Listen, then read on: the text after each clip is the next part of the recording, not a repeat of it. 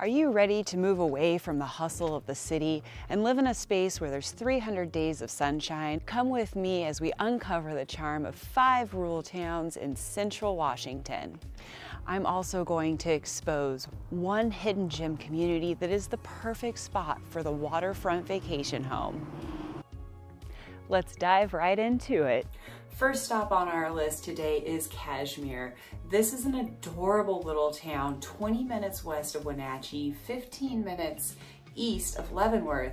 Although you're so close to Leavenworth, you don't deal with the tourism because they're all going the other direction.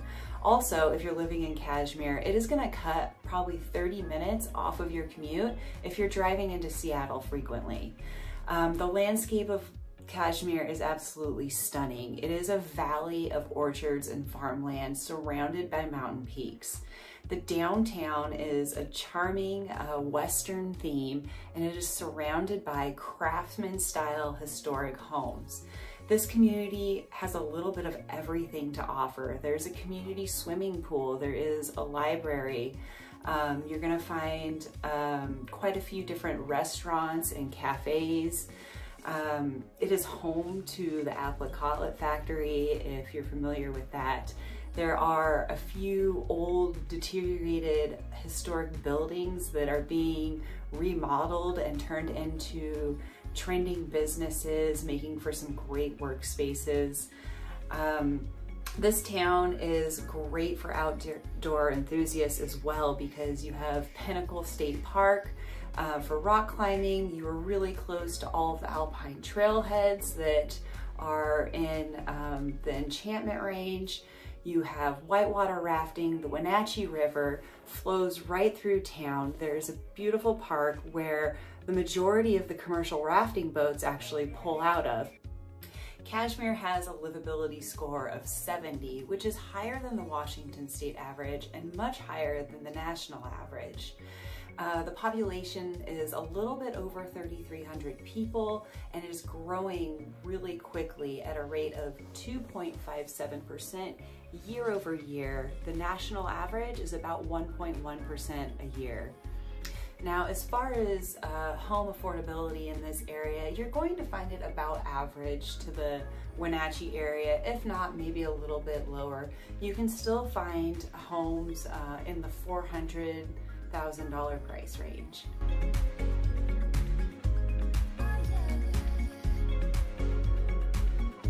So if you're looking for a small town where you got great recreation and still have some amenities, Cashmere is a great choice to look at. Next on our list, we are going to head north on the Columbia River to the town of Entiat. Now, Entiat itself doesn't really have that much for amenities. There's a gas station and a grocery store and a post office. But really why people go to Entiat is because of the outdoor recreation that is away from everybody else. It is not a spot that you're going to find a lot of population. In fact, if you go up the Entiat River, it is no man's land, and I'm talking you lose cell phone service. So if you're looking for something that's really quiet and remote, this is a great spot. Entiat also being on the Columbia River, there's a beautiful park where people can camp. It has boat launches. I should also mention the very popular sandbar where you'll see plenty of boats out there parked, partying in the sunshine. Entiat's livability score is a 68, which is Washington State's average.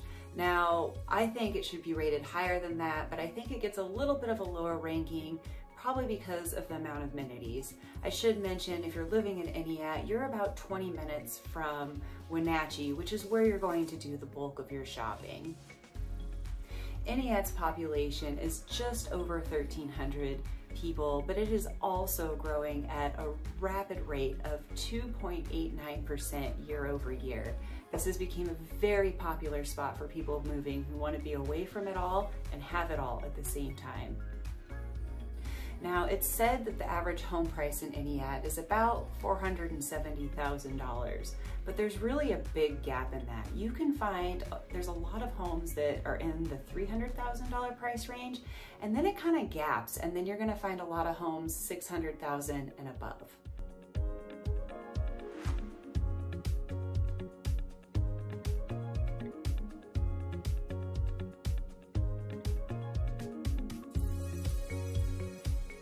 All right, next on our list, we are gonna jump directly across the Columbia River from Entiat to Orondo.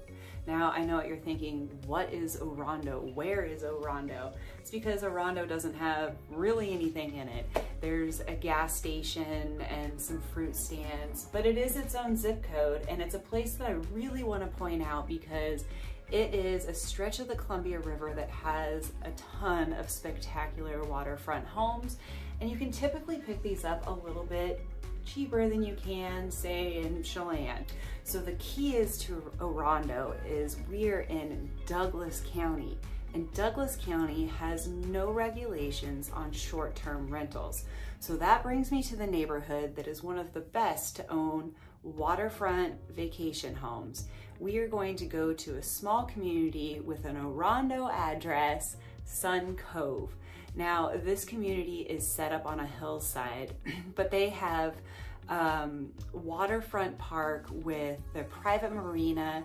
They have a private pool, tennis courts.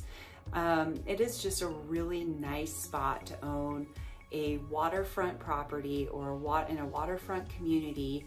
And the great thing is you're not dealing with the tourism that you get in Chelan, yet you're 20 minutes away. So if you want to experience the dinner or go to the winery, it's still very easy to get to. I should also mention that Desert Canyon Golf Course is only about 5 minutes away from this community. So if you're looking for Forest Service trails to do some motorbiking or the woods, this is not your community. But if you're looking for a spot to be able to jump in your boat right away, sunbathe, do some golfing, Sun Cove is a great place to check out. Homes in Sun Cove are typically much more affordable than the Chelan area as well. They're starting at about the $500,000 range, going all the way up to $1 million.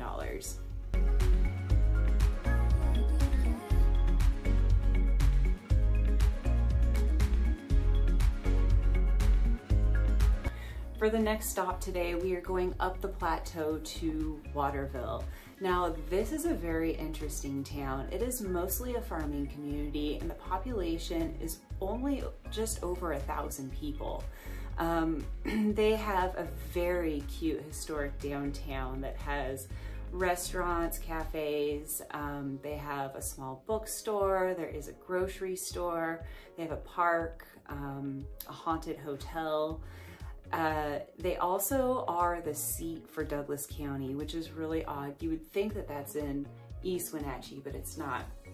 Waterville also has a claim to fame to be the highest elevation incorporated town in Washington state with an elevation of 2,625 feet. Now, what also makes Waterville so interesting is there's a ski area. Right up on Badger Mountain. It's about 10 minutes outside of town, and they also have another claim to fame as the lowest price lift ticket in the nation. Okay, it's $10 and it's a T-bar, but a nice amenity to have right there in town. The population in Waterville is declining by 0.63% year over year. And the homes in Waterville are the most affordable on our list today. The average home price in Waterville is said to be $260,000.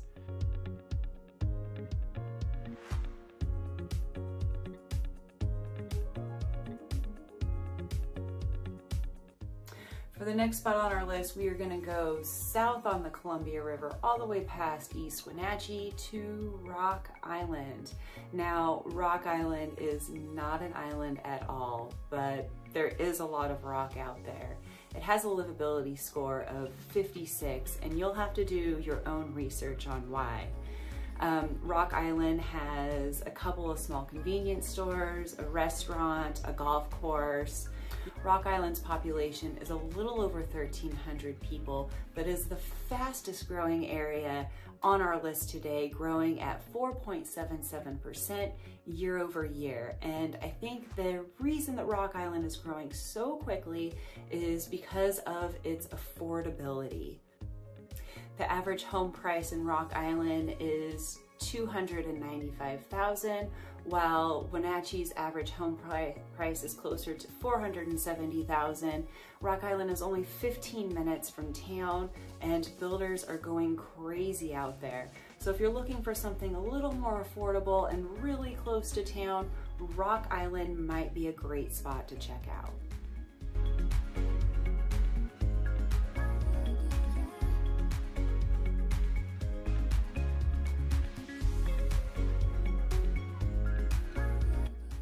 I hope you had fun exploring some of the great rural communities of North Central Washington. If you're thinking about moving to the area, get a hold of us. Our information's in the description, and make sure to subscribe because we're going to be checking out bigger small communities of the area such as Leavenworth and Chelan.